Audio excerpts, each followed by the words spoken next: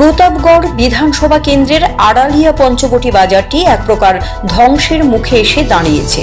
নেশাখোর এবং সমাজদ্রোহীদের আস্তানা হয়ে দাঁড়িয়েছে বাজারটি। বামফ্রন্ট সরকার থাকাকালীন বাজার শেডটি নির্মাণ করা হয়েছিল। তারপর 2019-এর 6ই মার্চ তৎকালীন মুখ্যমন্ত্রী বিপ্লব দেবের হাত ধরে উদ্বোধন করা হয়।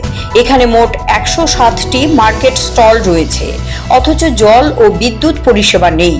অভিযোগ, মার্কেট স্টলের বাকি রুমগুলিতে ড্রাগস, মদ, জুয়ার ব্যবহার সহ অন্যান্য অসামাজিক কার্যকলাপ চলছে। যত্রতত্র আবর্জনা স্তূপ। স্থানীয় এলাকাবাসী এবং ব্যবসায়ীরা প্রশাসনের দ্বারস্থ হলেও কাজের কাজ কিছুই হচ্ছে না বলে অভিযোগ বাজারের ব্যবসায়ীদের। এখন তাদের দাবি, অতি সত্বর বাজার স্টলটি পুনরায় ঠিকঠাকভাবে চালু করতে প্রশাসন যেন উদ্যোগী হয়। সেই সঙ্গে অসামাজিক কার্যকলাপ বন্ধ করার জন্য দাবিও জানান তারা।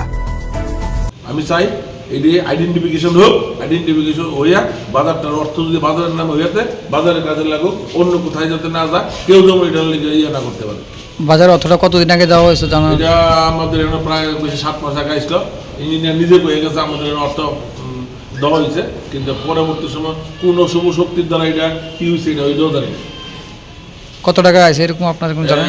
ওরা উনি তো অনেক হয়েছে প্রায় 2 কোটি টাকার মতো, অ্যাপ্রক্সিমেট 2 কোটি।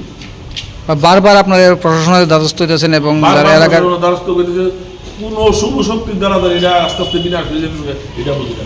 আমরা প্রশাসনের দ্বারস্থ হই, প্রশাসন পদক্ষেপ নেয় এটা সময় সাপেক্ষে করার জন্য, কিন্তু কোনো অশুভ শক্তির কারণে আজকে অবস্থা। আজকে প্রত্যেকটি দোকানদার, সবজি দোকান থেকে ধরে মাছের দোকানদার ঋণগ্রস্ত হয়ে রয়েছে, দিতে পারতেছে না, বাজারে লোক আসে না, ব্যবসা হয় না। কিছু ব্যবসায়ী বাইরে রাস্তা দিয়েও তারা ফ্যান বাসায় যাচ্ছে না।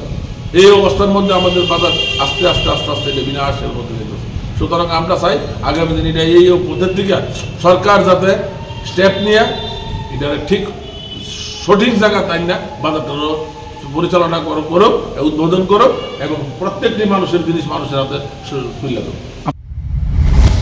CRI TV, channel for news and entertainment.